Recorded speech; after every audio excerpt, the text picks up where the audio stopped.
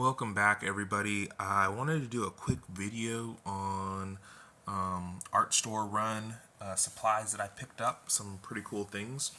Previously, if you've watched my other videos, you'll know that watercolor is a new medium for me that I'm very excited in exploring.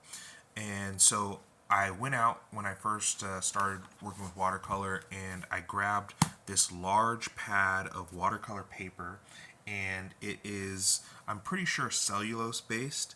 And so that's kind of like a cheap watercolor paper. It's thick, it takes the watercolor well, but the ideal is cotton. And this is also cold press watercolor paper, so it has a texture to it.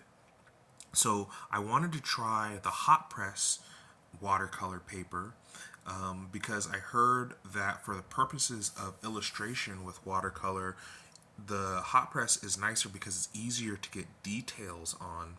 People go back and forth. I think it really kind of depends on what you intend to do with the watercolor paper.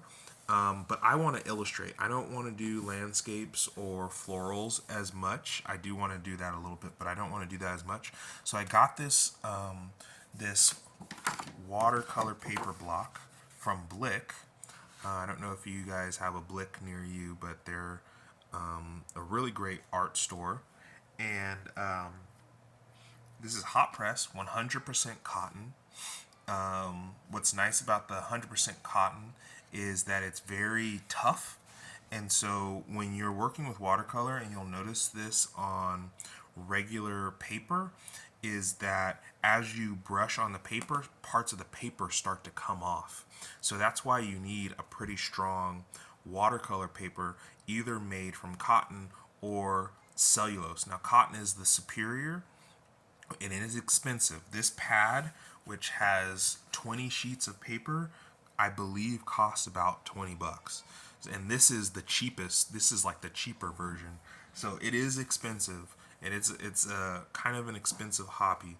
But you can always get the cheaper cellulose-based paper to practice on, and then keep the nicer paper for something that you want to I don't know, hang or sell, or something that's going to be a little bit more valuable to you. So, as you can see here, I was doing a bunch of color splotches with my Daniel Smith colors. This is a little set that I made from their Essentials set, and it just has 6 primaries, but with those 6 primary colors, a cool, and a warm version of each of the 3 primary colors, you can create a wide range of secondaries and tertiary colors. You can create the muted colors.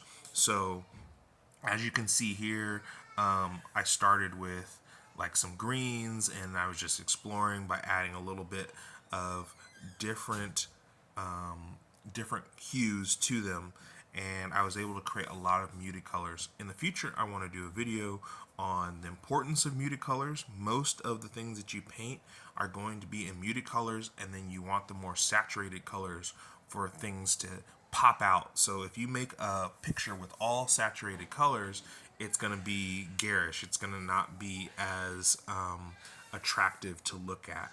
So I picked up this block, and I also picked up this Pentel Aquash brush pen, water brush pen, and it's great. I really like this. I just started playing with it last night. I had intended to get the full size, but I'm pretty happy with this mini. They didn't have the full size at the time, or if they did, it was in a pack of 4 that was quite a bit more expensive, and I just wanted to play around with another watercolor brush. I had this brush, and it's in pieces right now, for years, and didn't really know how to treat it, and the tip wasn't really all that sharp. This is a koi.